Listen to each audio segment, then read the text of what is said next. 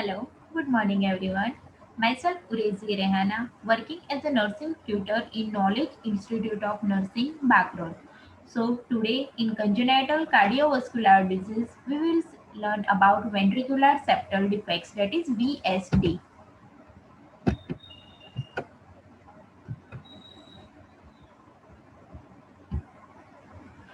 So first we will see definition.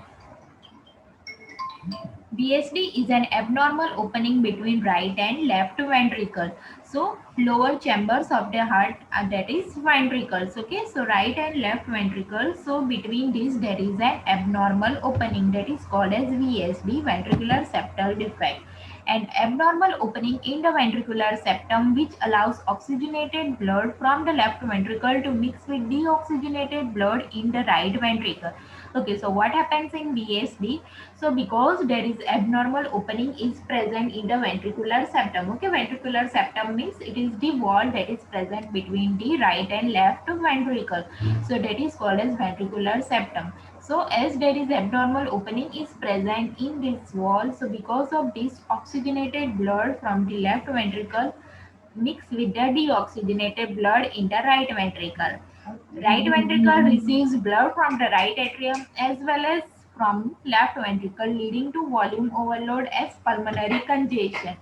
So because right ventricle, in this the blood comes from right atrium also as well as from left ventricle. So why from left ventricle? Because abnormal opening is present.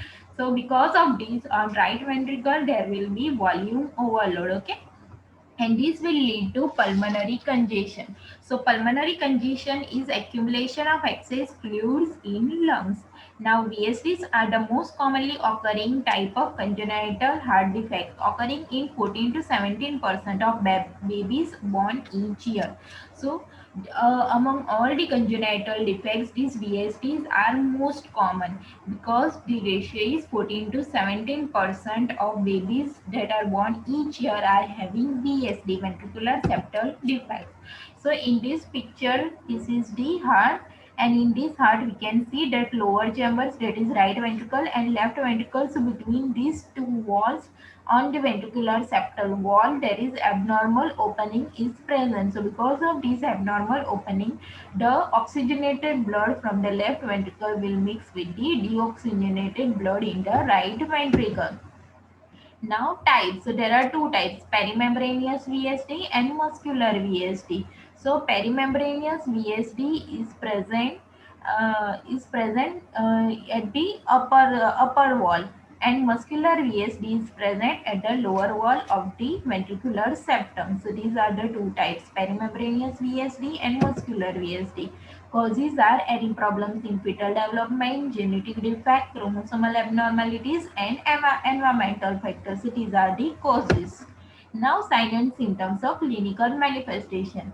So, the babies who are having this VSD will have these following symptoms, that is poor weight gain, then murmur sound, risk of endocarditis, sweating, dyspnea, tachypnea, tachycardia, fatigue, and non-interested feeding. So these all signs and symptoms will be seen in the babies who are having ventricular septal defect.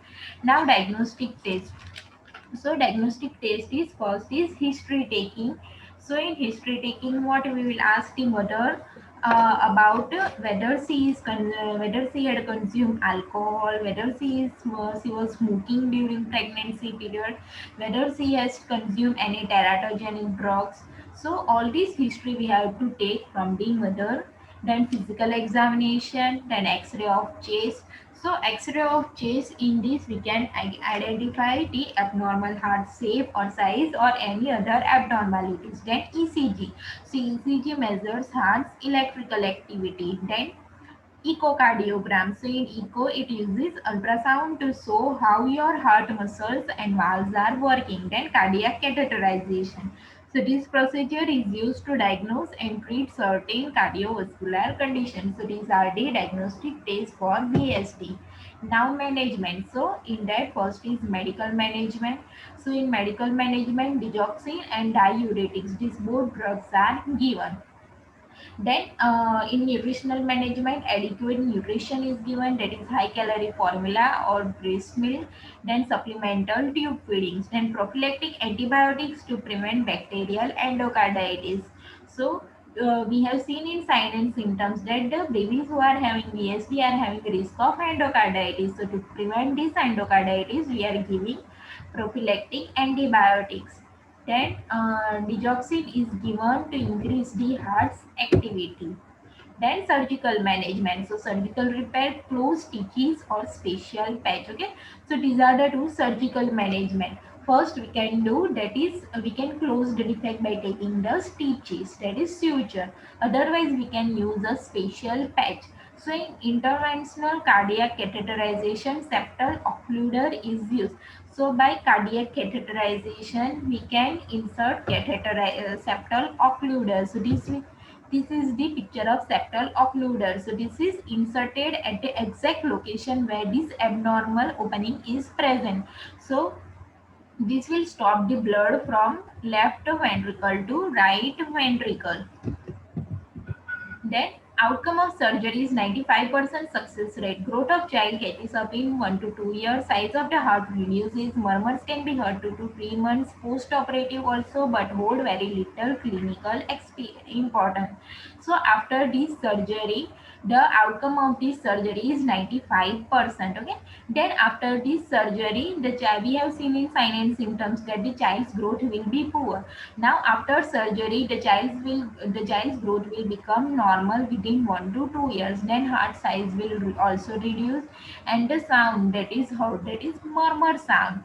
So after surgery also for 2 to 3 months we can hear this sound, but this sound doesn't hold any much clinical importance. So this was all about ventricular septal defect. I hope that you all understood. Next, about patent ductus arteriosus, we will see in next video. So keep watching my video. Thank you.